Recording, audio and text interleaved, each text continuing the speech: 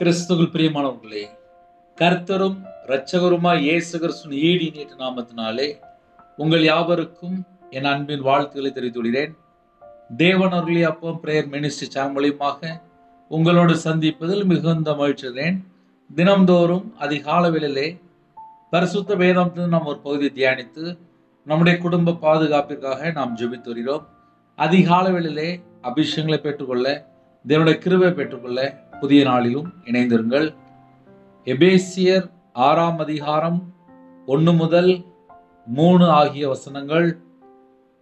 பிள்ளைகளே, உங்கள் பெற்றோருக்கு கர்த்தருக்குள் கீழ்ப்படியுங்கள், இது நியாயம். உனக்கு நன்மை உண்டாயிருப்பதற்கும் பூமியிலே உன் வாழ்நாள் நீடித்திருப்பதற்கும் உன் தகப்பனையும் உன் தாயையும் கனம் பண்ணுவாயாக என்பதே வாக்குத்தத்தம் உள்ள முதலாம் கற்பனையாய் இருக்கிறது.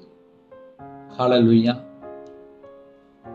கிறிஸ்துவுக்குள் பிரியமானவர்களே, ஒரு குடும்பம் தீர்காயுசோடு வாழணும், நல்ல வாழணும், நம்ம லைஃப் நல்லா இருக்கணும் அப்படின்னா வீட்டில் பெற்றோர் எத்தனையோ காரியங்களை நமக்கு கற்று தருவாங்க. கர்த்தருக்குள் கீழ்ப்படியுங்கள், இது நியாயம் என்று எழுதப்பட்டிருக்கு. நிறைய காரியங்கள் இதுக்கு நம்ம விளக்கம் கொடுத்தால் நிறைய வாலிப பையங்களுக்கு இது ரொம்ப பிரயோஜனமா இருக்கும். சில பெற்றோர்கள் இணைந்திருப்பீங்க, நீங்களும் இணைந்து கேட்டால் உங்களுடைய பிள்ளைகளுக்கு சொல்றதுக்கு ரொம்ப பிரயோஜனமா இருக்கும். இன்னைக்கு உள்ள செய்தி ஒரு முக்கியமான செய்தி. பிள்ளைகளே, உங்கள் பெற்றோருக்கு கர்த்தருக்குள் கீழ்ப்படியுங்கள். கர்த்தருக்குள் கீழ்ப்படியுங்கள் சொல்லி அழகா தெளிவா எழுதப்பட்டிருக்கு. தேவனுடைய வார்த்தைக்கு எதிராக பெற்றோர் சில கட்டளை கொடுத்தால் பிள்ளைகள் அதற்கு கீழ்ப்படிய வேண்டியதில்லை. மறுபடியும் சொல்றேன், தேவனுடைய வார்த்தைக்கு எதிராக பெற்றோர் சில கட்டளை கொடுத்தால் பிள்ளைகள் அதற்கு கீழ்ப்படிய வேண்டியதில்லை. அப்படின்னா என்ன பிரதர் அர்த்தம் அப்படின்னு சொல்லி யாராவது கேட்டால், ஆவியோடும் உண்மையோடும் தேவனை ஆராதிக்க நம்முடைய தேவன் அழைக்கிறார். நம்முடைய தேவன் ஜீவன் உள்ள தேவன். விக்கிரகாராதனைக்குள்ள போகும்போது சாபம் வந்துடும், உலக வழிபாடுகளுக்குள்ள போகும்போது சாபம் வந்துடும். கர்த்தரை விட்டு வழி விலகும் போது அந்த குடும்பத்துக்குள்ளேயும் சாபங்கள், நஷ்டம், வியாதி, பலவீனம், நோய், நிறைய காரியங்கள் இருக்கு. ஒரு குடும்பம் ஆசீர்வாதமா இருக்கணும் அப்படின்னா 10 கட்டளையில முதலாம் கட்டளை, உன் தேவனாய் கர்த்தர் உனக்கு கொடுக்கிற தேசத்திலே உன் நாட்கள் நீடித்திருப்பதற்கும் நீ நன்றாயிருப்பதற்கும் உன் தேவனாய் கர்த்தர் உனக்கு கட்டளையிட்டபடியே உன் தகப்பனையும் உன் தாயையும் கனம் பண்ணுவாயாக. தகப்பனையும் தாயையும் கனம் பண்ணும்போது அந்த பிள்ளையுடைய வாழ்க்கை ஆசீர்வாதமா இருக்கும். இதை ஏன் நம்ம கொஞ்சம் காலையில சொல்ல வேண்டியிருக்கு அப்படின்னா, இந்த கடைசி காலம் பெற்றோருக்கு கீழ்ப்படியாமல் நிறைய குடும்பம் இருக்கா இல்லையா? பெற்றோருக்கு கீழ்ப்படிந்தால் ஆசீர்வாதம்.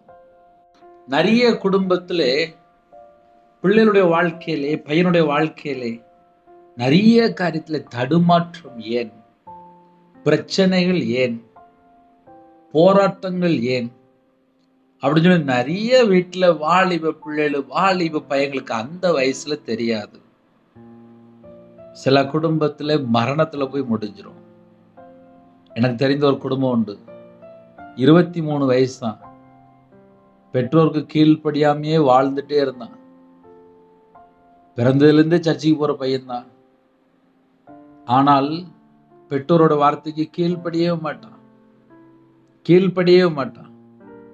ஆனால் ஒரு இமை பொழுதுல ஜீவன் போயிட்டு அப்ப என்னன்னு சொல்லி பார்க்கும்போது பிள்ளைகள் பெற்றோருடைய வார்த்தைக்கு கீழ்ப்படியணும். 23 வயசு பையன் தான்ப்பா, வீட்டுல எல்லாரும் இருக்கிறாங்க. ஆனா அந்த பையன் இறந்து போயிட்டான். அந்த பையனுடைய வாழ்க்கையிலே துர்மரணம். எனக்கு தெரிந்த நிறைய குடும்பங்கள், இந்த வாலிப பிள்ளைகள், வாலிப பையங்களுக்குள்ள காரியம் நிறைய சொல்ல முடியும். ஒரு தாயார் ஒரு ஜெப குறிப்பு கொண்டு வந்தாங்க. என்னன்னு கேட்டேன். என் பையனுக்கு 22 வயசு. சரி, என்ன ஜெப குறிப்பு? என் பையன் 13 வயசுல இருந்து கஞ்சா பழக்கத்துல இருக்கான். அவன் பேர்ல ஏகப்பட்ட காரியம் இருக்கு. அவனுக்கு எவ்வளவோ கவர்மெண்ட் வரிய எவ்வளவோ காரியங்கள் கற்றுக் கொடுத்தாங்க. ஆனா அவன் இன்னும் மனம் திரும்பல. இப்ப எங்க இருக்கானே தெரியல. என் பையன் நல்லா இருக்கணும், என் பையன் ரட்சிக்கப்படணும். அந்த தாயினுடைய காரியம் என்ன அப்படின்னு சொல்லி அவங்க இருதயத்துக்குள்ள இருக்க பாரம் என்ன சொல்லி பார்க்கும்போது, பையன் போதை அடிமையில இருக்கிறான், கஞ்சா பழக்கத்துல இருக்கிறான். எத்தனை வயசுல ஆரம்பிச்சான்னு சொல்லி பார்க்கும்போது 13 வயசுல ஆரம்பிச்சிருக்கான். இப்ப அந்த பையனுக்கு 22 வயசு, வீட்டுக்கு வர்றதில்லை.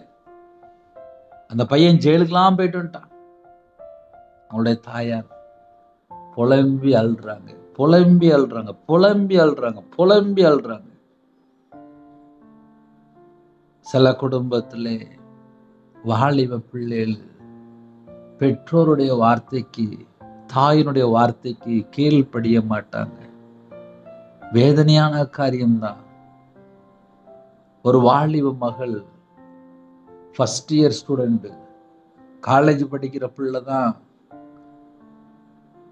2 வீலர்ல ஒரு பையன் பின்னாடி உட்கார்ந்துருக்கான்.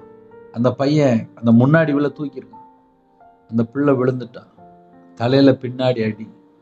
ஹோமா ஸ்டேஜ்ல அட்மிட், ஐசியூல இருக்கிறான். அந்த தாயார் ஜெபிக்க வந்திருக்காங்க.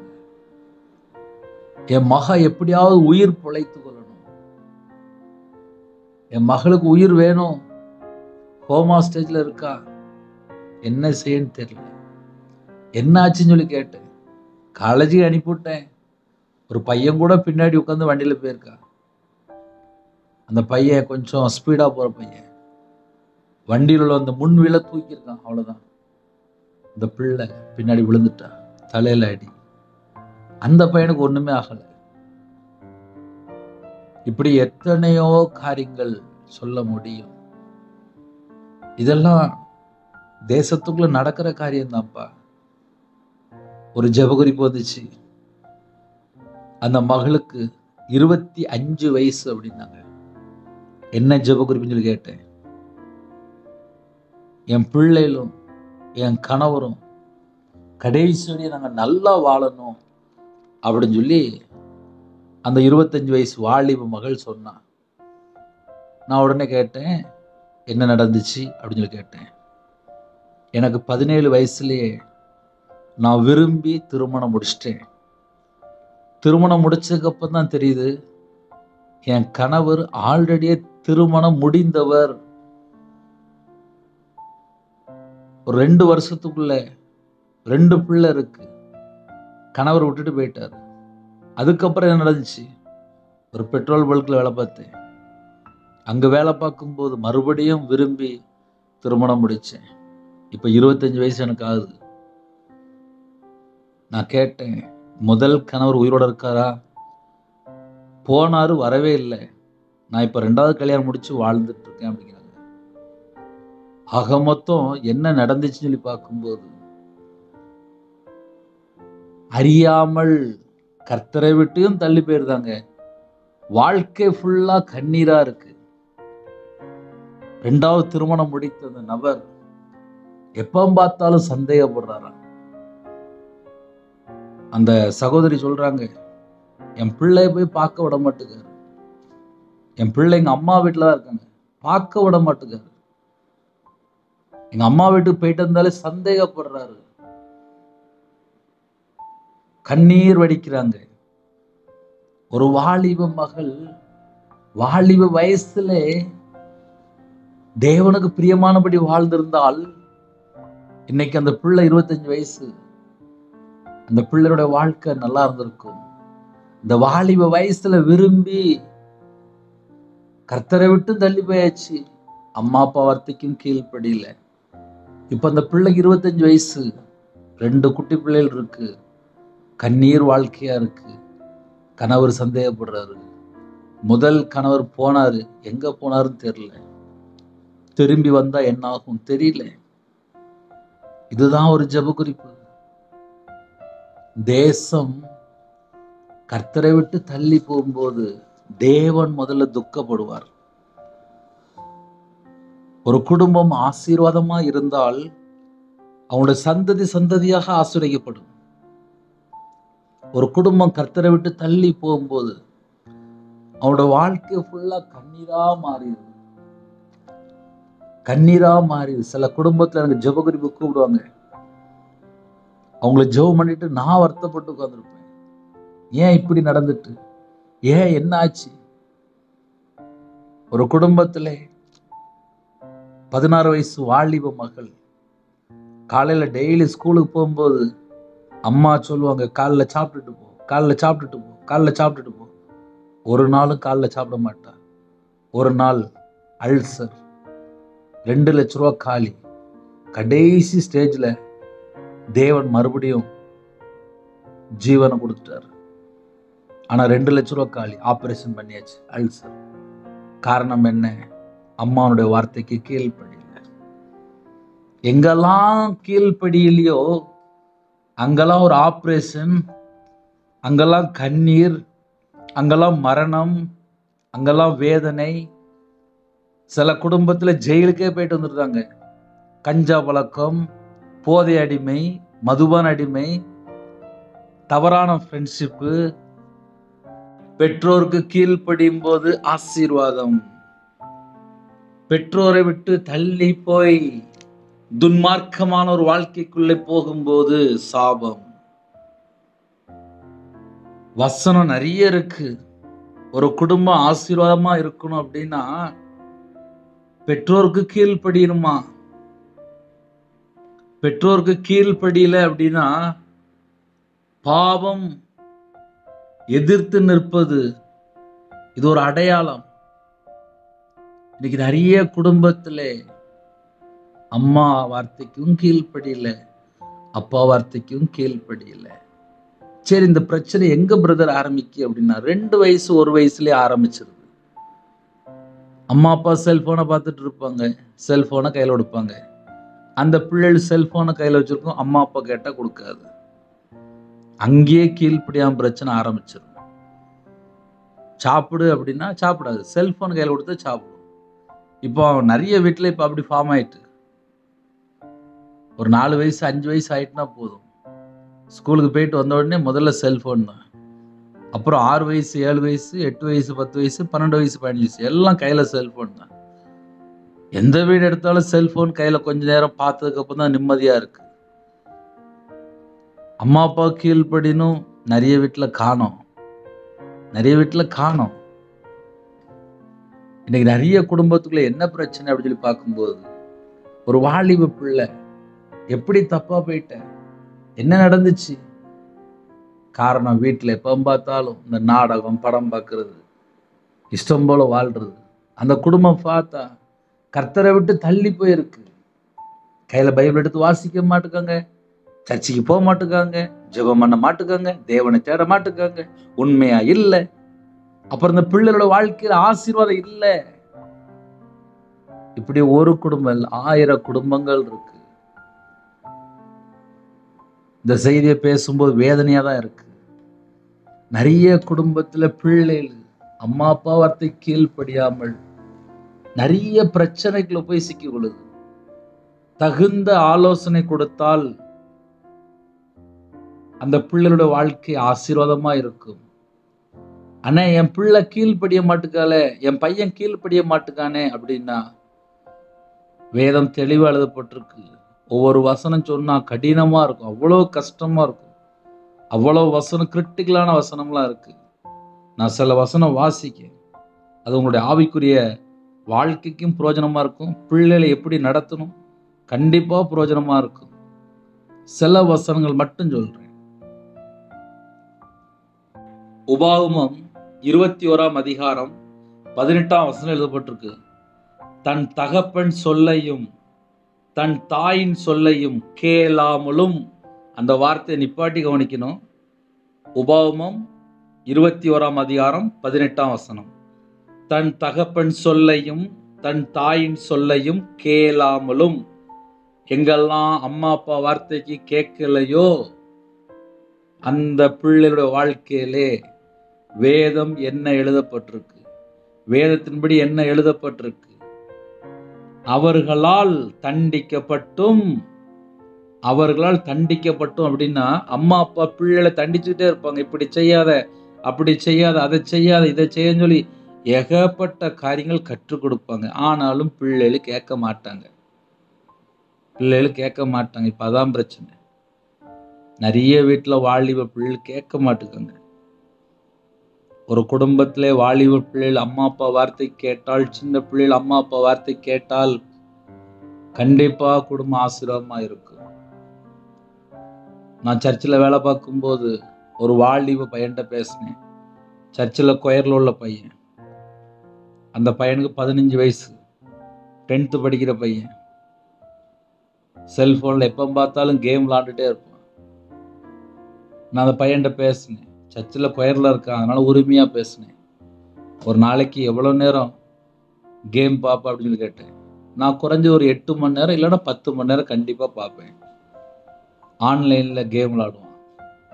செல்போன் 2 செல்போன் வச்சிருப்பான், 2 சிம் கார்டு வச்சிருப்பான். ஒரு செல்போன்ல சார்ஜ் போயிட்டு அப்படின்னா அடுத்த செல்போன். 15 வயசு வாலிப பையன்தான்ப்பா, 10th படிச்சுட்டு இருக்கிறான், படிக்கிற பையன், சர்ச்சில் கொயர்ல உள்ள பையன், சர்ச்சில் உள்ள பையன்தான்.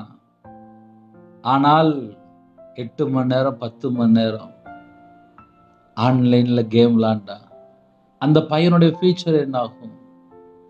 நம்ம நார்மலா யோசித்து பார்ப்போமே. அம்மா அப்பா இருக்கிறாங்க, ஆனா சொன்னா கேட்க மாட்டுக்கான். வேதம் என்ன தெரியுமா சொல்லுது? தன் தகப்பன் சொல்லையும் தன் தாயின் சொல்லையும் கேளாமலும் அவர்களால் தண்டிக்கப்பட்டும் அவர்களுக்கு கீழ்ப்படியாமலும் போகிற அடங்காத துஷ்ட பிள்ளை ஒருவனுக்கு இருந்தால், வேதம் தெளிவா எழுதப்பட்டிருக்கு. துஷ்ட பிள்ளை ஒரு குடும்பத்திலே துஷ்ட பிள்ளையா இருந்தால் முடிவு ஆசீர்வாதமாக இருக்காது. ஒரு குடும்பம் ஆசீர்வாதமா இருக்கணும் அப்படின்னா ஆலோசனையை கேட்கக்கூடிய பிள்ளைகளா இருக்கணும். ஆலோசனையை கேட்டால் மட்டும்தான் ஆசீர்வாதம்.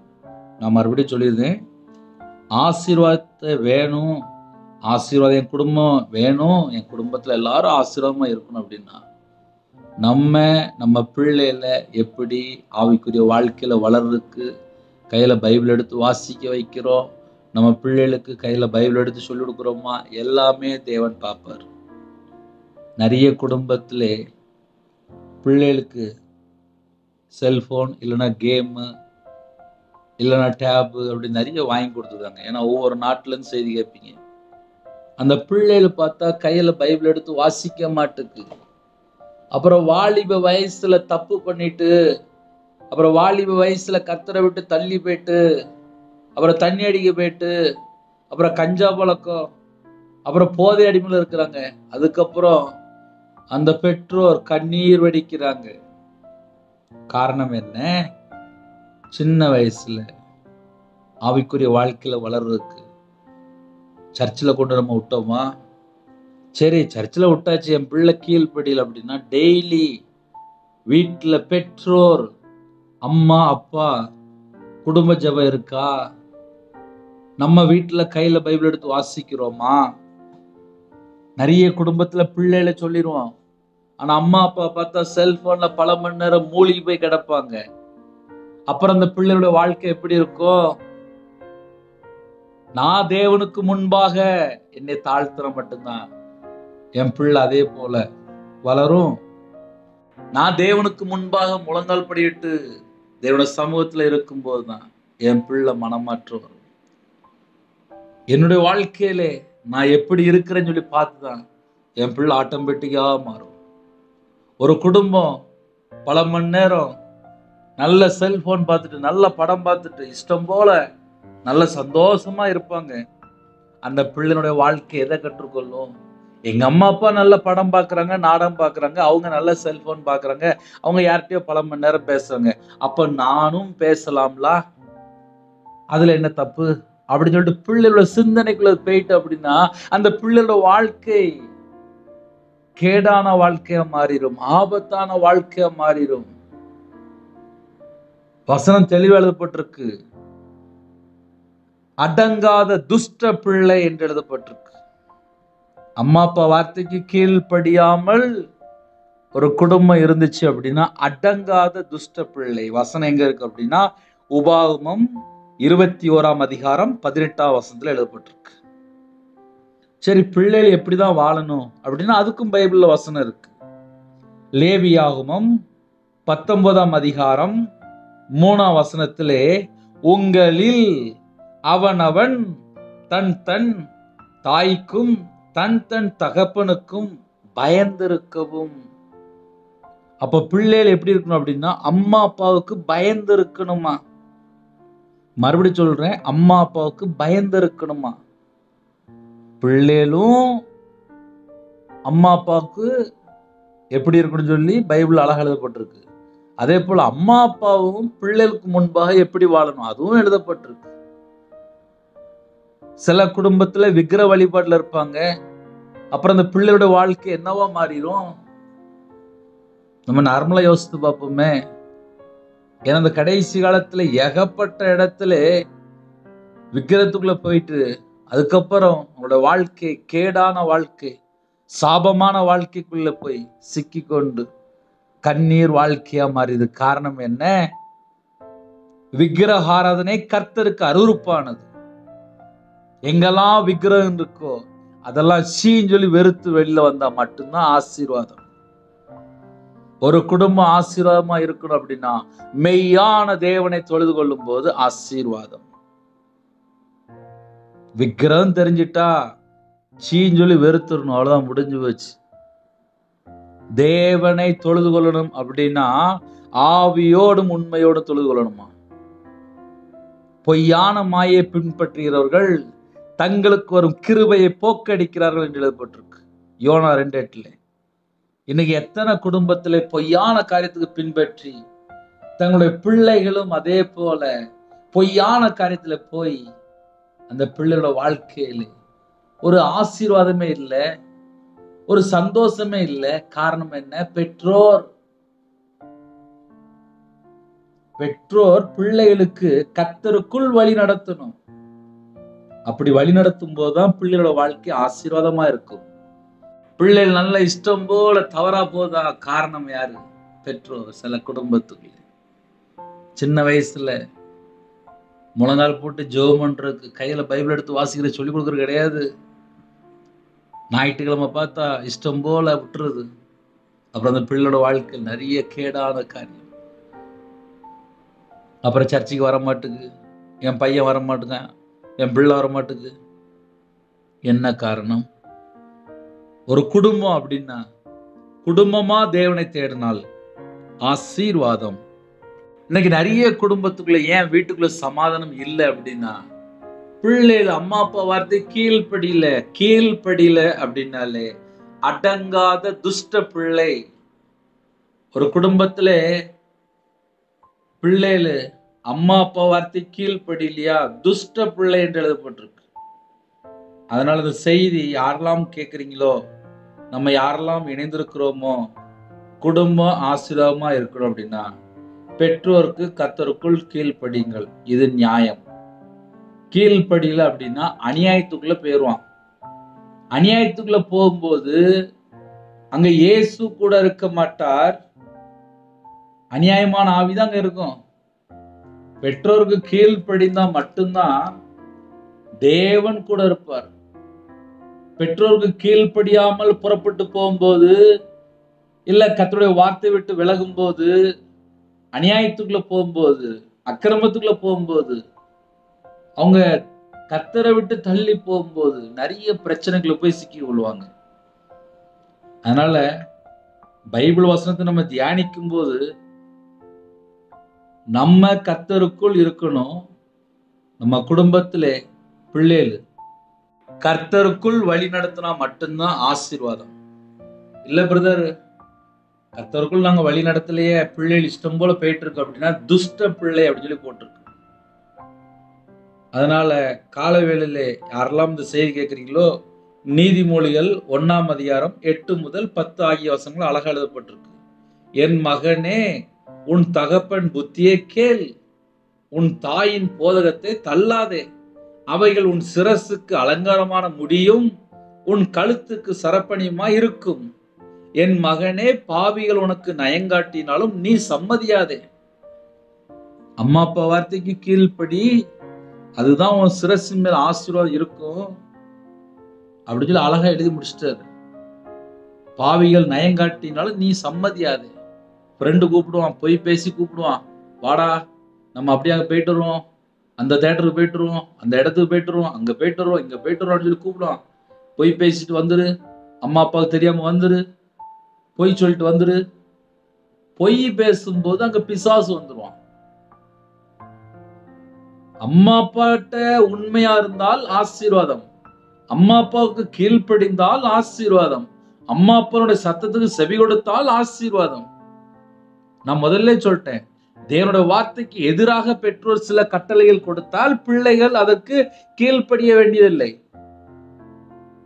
தேவனுடைய வார்த்தைக்கு நம்ம கீழ்ப்படிந்தால் மட்டும்தான் ஆசீர்வாதம். ஆனா சில குடும்பத்துல தேவனுடைய வார்த்தைக்கு நீ கீழ்ப்படி வேண்டாம்ப்பா, இஷ்டம் போல வாழ அப்படிம்பாங்க. அது அநியாயத்துக்குள்ள போயிரும். தேவனுடைய வார்த்தைக்கு எதிராக பெற்றோர் சில கட்டளைகள் கொடுத்தால், இப்ப கடைசி காலத்துல இப்ப அப்படியே வாழ்ந்துட்டு இருக்கிறாங்க. தேவனுடைய வார்த்தைக்கு கீழ்ப்படியாமல் இஷ்டம் போல ஒரு வாழ்க்கைக்குள்ள போயிருந்தாங்க, பெற்றோரே போயிருந்தாங்க. நம்ம அப்படி இருக்கக்கூடாது. நம்ம தேவனுடைய சட்டத்துக்கு கீழ்ப்படிந்தால் மட்டும்தான் ஆசீர்வாதம். நீதிமொழிகள் 6ஆம் அதிகாரம் 20 முதல் 22 ஆகிய வசனங்களிலே, என் மகனே, உன் தகப்பன் கற்பனையை காத்துக்கொள், உன் தாயின் போதகத்தை தள்ளாதே. அவைகள் எப்பொழுதும் உன் இதயத்திலே அணிந்து அவைகளை உன் கழுத்திலே கட்டிக்கொள். நீ நடக்கும்போது அது உனக்கு வழிகாட்டும். அம்மா அப்பா என்ன சொன்னாங்களோ அது உனக்கு வழிகாட்டும். நீ படுக்கும்போது அது உன்னை காப்பாற்றும். இன்னைக்கு நிறைய குடும்பத்திலே வாலிப பிள்ளைகள் படுத்திருக்கும் போது கண்ணீர் விட்டு அழுது. என்ன காரணம்? எங்கேயோ ஒரு இடத்துல சிக்கப்பட்ட நிலைமை, வெளியே சொல்ல முடியாத அளவுக்கு கண்ணீர் வாழ்க்கை. எனக்கு சில ஜெபகுறிப்பு வரும், வாலிப பிள்ளைகள் தான் கண்ணீர் வடிக்கும். என்ன காரணம்? ஒரு பக்கம் பார்த்தா கர்த்தரை விட்டு தள்ளி போறாங்க, பெற்றோருடைய வார்த்தைக்கு கீழ்ப்படியாமல் கர்த்தரை விட்டும் தள்ளி போறாங்க, அம்மா அப்பா வார்த்தைக்கும் கீழ்ப்படியாமல் தள்ளி போறாங்க. அந்த பிள்ளைகளோட வாழ்க்கையில படுக்க நேரத்துல கண்ணீர். அம்மாவா இல்லையா? நீ நடக்கும் போது அது உனக்கு வழிகாட்டும், நீ படுக்கும் போது அது உன்னை காப்பாற்றும், நீ விழிக்கும் போது அது உன்னோட சம்பாஷிக்கும். தூங்கி எந்திரிச்ச உடனே வசனம் நம்மகிட்ட பேசணும். தூங்கி எந்திரிச்ச உடனே நம்ம முழங்கால் போட்டு ஜெபம் பண்ணணுமே, கையில பைபிள் எடுத்து வாசிக்கணுமே, தேவனை துதிக்கணுமே, சீக்கிரம் மதிச்சு தேவனை தேடணுமே, அதிக அளவில் தேவனை தேடணுமே. நமக்கு 1000 காரியம் இருக்குப்பா. மனுஷனோட சத்தத்தை கேட்டா நம்மளை பலவீனப்படுத்திடும், தேவனோட வார்த்தை கேட்டா நமக்கு பலப்படுத்தும். இன்னைக்கு தேவனோட சத்தத்தை நம்ம கேட்கிறோமா, இல்ல மனுஷனோட சத்தத்தை கேட்டு பின்னாடியே ஓடுறோமா? ஒரு 2 நாள் லீவ் வந்துட்டு, இல்ல ஒரு 3 நாள் லீவ் வந்துட்டு அப்படின்னா எங்கெல்லாமோ போகணும்னு நினைக்கிறாங்க. தேவனோட வார்த்தையின்படி நம்முடைய வாழ்க்கை இருக்கா? பிள்ளைகள் அம்மா அப்பாட்ட சொல்லாம எங்கேயாவது வெளியில போயிருந்தாங்க. அந்த அம்மா அப்பா, என் பிள்ளை எப்போ வருவா, என் பிள்ளை எப்போ வருவா, என் பிள்ளை எப்போ வருவா. எனக்கு சில ஜெபகுறிப்பு வரும், என் பிள்ளைய காணோம் பிரதர், கொஞ்சம் ஜெபம் பண்ணுவீங்களா, கொஞ்சம் ஜெபம் பண்ணுவீங்களா? உங்க பிள்ளைக்கு எத்தனை வயசுமா? 20 வயசு பிரதர், 15 வயசு பிரதர், அப்படியே சொல்லுவாங்க. ஒரு பிள்ளை 15 வயசு தான், கணவர் கிடையாது. அந்த தாயார் ஒரு வேலை பார்க்குறாங்க, கஷ்டப்பட்டு வேலை பார்க்குறாங்க. அந்த வேலை அவ்வளவு கஷ்டமான வேலை. அந்த வேலையை பார்த்துட்டு வீட்டுக்கு வந்து பார்த்தா வீட்டில் பிள்ளை இல்லை. லாஸ்ட் 10 நாள் கழிச்சு பிள்ளை எங்க கஞ்சில் கண்டுபிடிச்சிட்டாங்க. அந்த பிள்ளைகிட்ட சொன்னா, நான் வீட்டுக்கு வரமாட்டேன், நான் வீட்டுக்கு வரமாட்டேன், இன்னொரு பையன் வீட்டில் தங்கியிருக்கான், நான் வரமாட்டேன். கணவர் கிடையாது. அந்த அம்மா ரொம்ப கஷ்டப்பட்டு ஒரு கடினமான வேலை பார்க்க. அந்த அம்மா ஃபோன் பண்ணி, பிரதர் என் பொண்ணு இருக்கு பிரதர், ஆனா வீட்டுக்கு வர மாட்டுக்கு பிரதர், நான் சொல்லி பார்த்துட்டேன் கேட்க மாட்டுக்கு. வெளியில போய் சொன்னா என் பிள்ளைக்கு வாழ்க்கை பேருமே ஐயோ அப்படின்னு சொல்லி புலம்பி அழுறாங்க. பார்த்தா 15 வயசு, 20 வயசு ஒரு வாலிப பிள்ளை. அம்மாட்ட சொல்லிட்டே போயிட்டா, அம்மா நான் இனிமே வீட்டுக்கு வரமாட்டேன், இனி நீ தேட வேண்டாம், நான் போறேன். அந்த அம்மா ஸ்டேஷன்ல போய் எழுதி கொடுத்தாங்க. ஸ்டேஷன்ல போய் எனக்கு அம்மா அப்பா வேண்டாம், எனக்கு அந்த பையன்தான் வேணும், போயிட்டாங்க. அவ்வளவுதான், முடிஞ்சு போச்சு.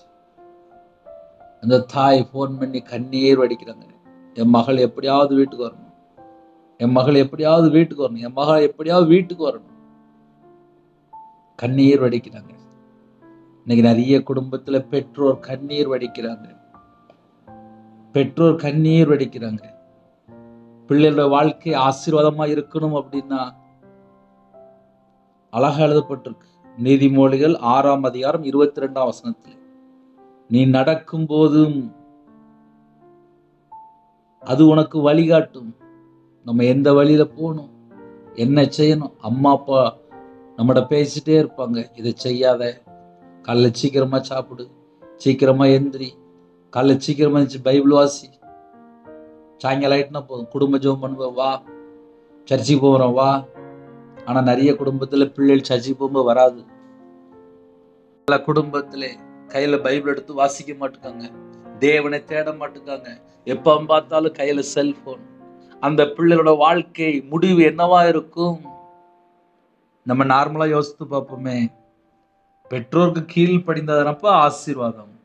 நிறைய குடும்பத்துல கீழ்ப்படியிலேயே, வசனம் தெளிவா எழுதப்பட்டிருக்கு, கீழ்ப்படிந்தால் ஆசீர்வாதம், கீழ்ப்படியாமல் இன்னைக்கு எத்தனை குடும்பம் இருக்கு. உன்னை பெற்ற தகப்பனுக்கு செவி கொடு. நீதிமொழிகள் 23ஆம் அதிகாரம் 22ஆம் வசனம், உன்னை பெற்ற தகப்பனுக்கு செவி கொடு அப்படின்னு சொல்லி போட்டிருக்கு.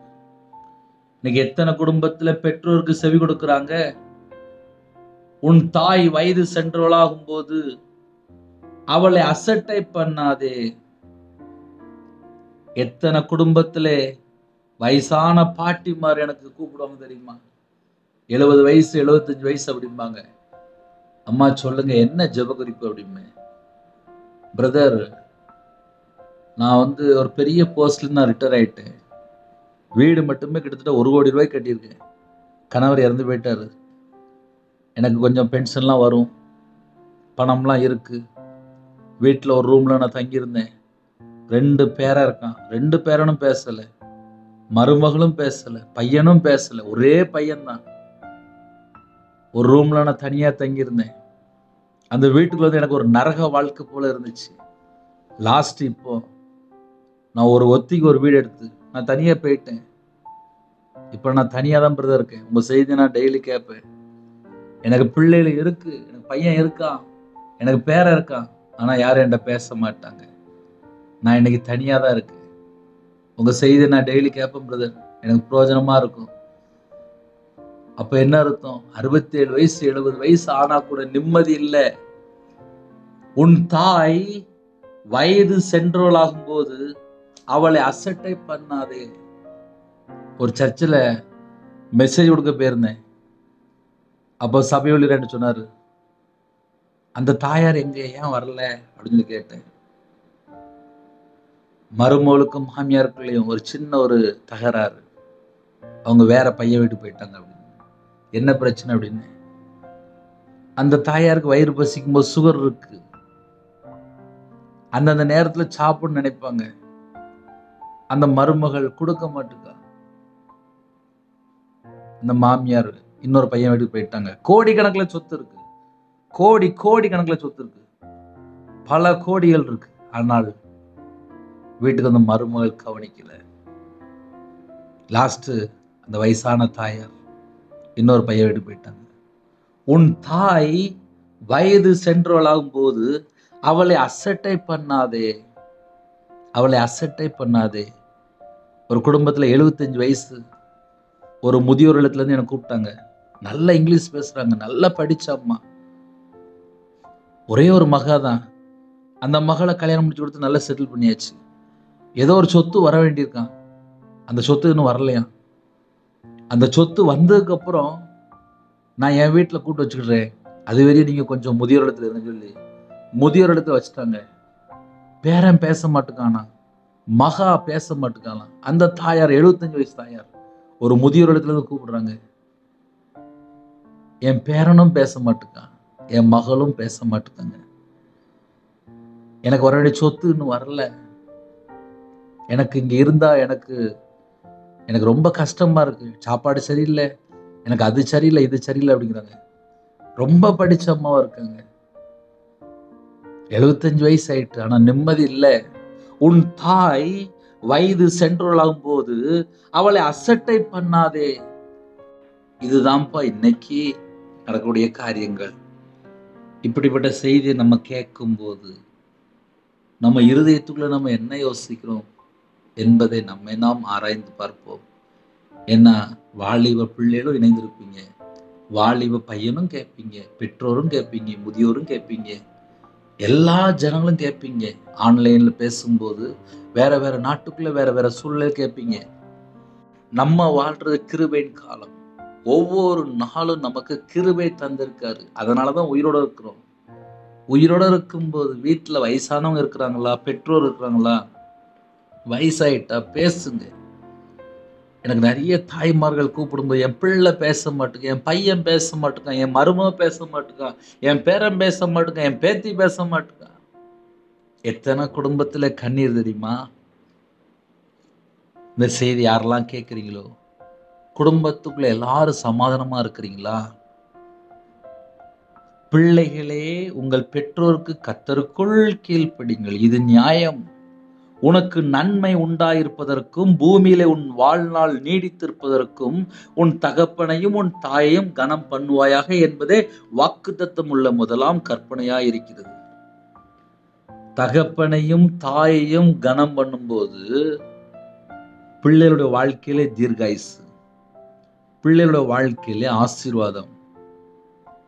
இல்ல பிரதர், எங்க அம்மா அப்பா வார்த்தைக்கெல்லாம் நான் கேட்க மாட்டேன், நான் இஷ்டம் போலதான் நான் வாழ்வேன் அப்படின்னா குடும்பத்துக்குள்ளே பணம் தட்டுப்பாடு இருக்கும், நிறைய கடன் பிரச்சனைல இருப்பாங்க, நிம்மதி இருக்காது. நிறைய குடும்பத்துல இது நடந்துட்டு இருக்கு. சில குடும்பத்துல வியாதியோடு இருப்பாங்க, வெளியே தெரியாது. இதுக்கெல்லாம் பின்னாடி என்ன காரணம் சொல்லி பார்க்கும்போது 10 கட்டளையில முதல் கட்டளை என்ன? உன் தாயும் தகப்பனையும் கனம் பண்ணு. இன்னைக்கு நிறைய குடும்பத்துல பிள்ளைகளுடைய வாழ்க்கையில என்ன பிரச்சனை சொல்லி பார்க்கும்போது நிறைய சர்ச்சுக்கெல்லாம் போய் ஜெபம் பண்ணியிருப்பாங்க, ஞாயிற்றுக்கிழமை சர்ச்சுக்கு போற பிள்ளைலாம் உண்டு. ஆனா உன் தாய் வயது சென்றவளாம் போகும்போது அவளை அசட்டை பண்ணாது. வயசாயிருக்கும், அசட்டை பண்ணிட்டு வாழ்ந்துட்டு இருப்பாங்க. நான் ஏன் எங்க அம்மாவை கவனிக்கணும், அந்த வீட்டுக்கு போட்டும் இந்த வீட்டுக்கு போட்டும். அப்படியே நிறைய குடும்பங்கள் இருக்கு. ஆனா பிறந்ததுல இருந்தே கிறிஸ்டியன் தான், பிறந்ததுல இருந்து சர்ச்சுக்கு போற பிள்ளைகள் தான், பிறந்ததுல இருந்து வேதக்கார பிள்ளைகள் தான். பைபிள் சட்டம் நல்லாவே தெரியும், தாயும் தகப்பனையும் கனம் பண்ணி சொல்லி நல்லா தெரியும், பிள்ளைகளுக்கு பெற்றோருக்கு கீழ்ப்படி சொல்லி நல்லா தெரியும். இங்கேயும் மிஸ்டேக் இருக்கு, அங்கேயும் மிஸ்டேக் இருக்கு. ஒரு குடும்பம் ஆசீர்வாதமா இருக்கணும் அப்படின்னா பிள்ளைகள் பெற்றோருக்கு கீழ்ப்படியணும். சின்ன வயசுல கர்த்தருக்கு பிரியமானபடி வாழ்றதுக்கு பிள்ளைகளுக்கு கற்றுக் கொடுங்க. அப்பதான் இன்னும் அடுத்த தலைமுறை ஆசீர்வாதமா இருக்கும். உனக்கு நன்மை உண்டாயிருப்பதற்கும் பூமியில உன் வாழ்நாள் நீடித்திருப்பதற்கும். பிள்ளைகளுடைய வாழ்க்கை ஆசீர்வாதமா இருக்கணுமா? நம்ம என்ன செய்யணும்? பிள்ளைகளுக்கு சத்தியத்தை சொல்லிக் கொடுக்கணும். எப்படி வாழணும், என்ன செய்யணும், எந்த வழியில போகணும், இந்த உலகத்துக்குள்ள எவ்வளவு கேடான வாழ்க்கை இருக்கு, எப்படிப்பட்ட வாழ்க்கை இருக்கு, நம்ம எப்படி வாழணும், நம்ம கிறிஸ்துவுக்குள் எப்படி இருக்கணும், எல்லாம் சொல்லி தரணும். ஹல்லேலூயா. ஒரு சின்ன ஜெபம் பண்ணி முடிக்க போறேன். வசனத்தை நம்ம தியானிக்கும் போது நம்ம குடும்பம் ஆசீர்வாதமா இருக்கணும் அப்படின்னா சத்தியத்துக்கு கீழ்ப்படிந்தால் மட்டும்தான் ஆசீர்வாதம். கண்களை மூடி நாம் ஜெபம் செய்வோம். அன்பின் கர்த்தாவே, உம்மை நன்றியோடு துதிக்க செய்கிறோம்ப்பா. கொடுக்கப்பட்ட சத்தியத்துக்காக ஸ்தோத்திரம்ப்பா. அப்பிரயோஜனமான ஊழியக்காரன்ப்பா. இணைந்துகிற குடும்பத்தை கர்த்தர் கறந்துட்டு ஆசிரியங்க. அவங்களோட வாழ்க்கையில கர்த்தரை விட்டு தள்ளி போனால் மன்னிச்சிருங்க. மனம் திரும்பி வாழ, பரிசுத்தமாக வாழ, பாவ மன்னிப்பை பெற்றுக்கொண்டு கர்த்தருக்கா வாழ கர்த்தர் கிருபை தாங்க. இந்த நாளில் ஜெபிக்கிற ஒவ்வொரு குடும்பத்தையும் உங்களுடைய இரத்த கொட்டைகளை வேலடைத்து மூடி மறைத்து பாதுகாத்துருங்க. இணைந்துகிற எல்லா குடும்பமும் ஆசீர்வதிக்கப்படட்டும். அவங்களோட சந்ததி ஆசீர்வதிக்கப்படணும். அவங்களோட வம்சம் ஆசீர்வதிக்கப்படணும். அவங்களோட தலைமுறை ஆசீர்வதிக்கப்படணும். கர்த்தர் கிருபை தாங்க. அவங்களோட சிரசின் மேலே ஆசீர்வாதம் வைங்க. அவங்களோட அப்பத்தின் தண்ணீரை ஆசீர்வதிங்க.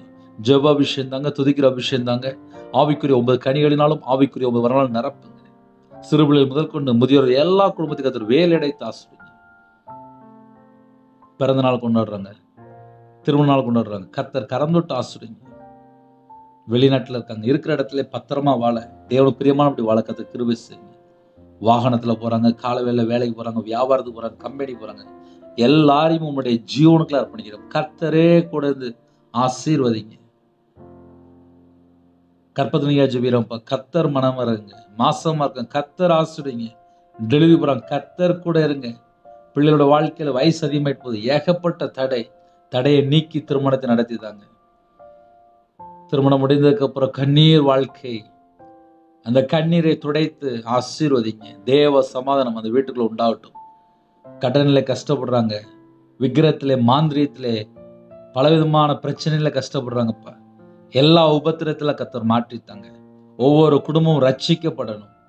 ஆவிக்குரிய வாழ்க்கையில வளரணும். கையில பைபிள் எடுத்து வாசிக்கணும். தேவனுக்கு பிரியமானபடி வாழணும். கர்த்தர் கிருபை தாங்க. இந்த நாளிலும் தேவனர்களே அப்போ மினிஸ்டர் மூலியமா இணைந்த குடும்பங்கள் ஆசீர்வதிக்கப்படட்டும். இரவு மூலமா ஜெபிக்கிற அந்த குடும்பங்கள் ஆசீர்வதிக்கப்படட்டும். அப்பிரயோஜனமான ஊழியக்காரன்ப்பா. வேலைக்காக ஜெபிக்கிறாங்க, வியாபாரத்துக்காக ஜெபிக்கிறாங்க, கம்பெனிக்காக ஜெபிக்கிறாங்க, வீடு கட்டுறாங்க, எல்லா தடையெல்லாம் நீக்கி ஆசீர்வதிங்க. கர்த்தருடைய கரம் பிள்ளைகள் கொடுக்கட்டும். சரீரத்தில் பலவீனத்தோடு படுத்த படுக்கையில் எந்த இடத்துல ஜெபிக்கிறாங்களோ உங்களுடைய தலைமுள்ள கரத்தினால தொட்டு சுகமாக்கித்தாங்க, தொட்டு சுகமாக்கித்தாங்க, தொட்டு சுகமாக்கித்தாங்க, தொட்டு சுகமாக்கித்தாங்க. எல்லா பிள்ளைகளும் ஆசீர்வாதமா இருக்கட்டும். கர்த்தர் பொறுப்படுத்துங்க. இயேசு கிறிஸ்து பிதாவே, ஆமென். தேவனுக்கு மகிமை உண்டாதாக. கர்த்தர் தாமே உங்களையும் உங்கள் குடும்பத்தையும் சகல காரியத்திலும் சம்பூர்ணம் அதிருப்தியாக கர்த்தர் கொடுத்து ஆசீர்வதிப்பாராக. ஆமென். கர்த்தராகிய இயேசுவின் கிருபையும் பிதாவாகிய அன்பும் பரிசுத்தருடைய ஐக்கியமும் இப்பொழுதும் எப்பொழுதும் சதா காலங்களிலும் நம்மனோடு கொடுப்பதாக. ஆமென். கிறிஸ்துவில் பிரியமானவர்களே, என் பேர் ரவிராஜ். தேவனர்களே எப்பவும் பிரேயர் மினிஸ்டருக்காக ஜெபித்துள்ளுங்கள். 9363064181 என்ற நம்பத்தில் கொண்டால் நாங்கள் உங்களுக்காக குடும்பத்தில் ஜெபிப்போம். தொடர்ந்து இணைந்திருங்கள். கர்த்தர் உங்களோடு பேசுவார். God bless you.